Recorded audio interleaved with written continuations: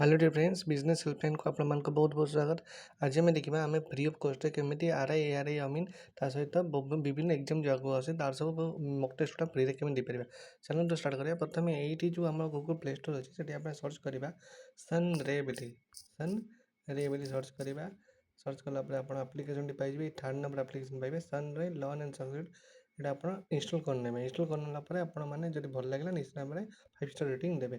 Second काम कौन आप रहा ना आप आप्लिकेसन इनस्टल कर सारापर आप कम रहा आप आप्लिकेसन ओपन करेंगे। ओपन कलापर आप निज लॉगिन आईडी आप निज मोबाइल नंबर देखिए आप आक्सेस करेंगे।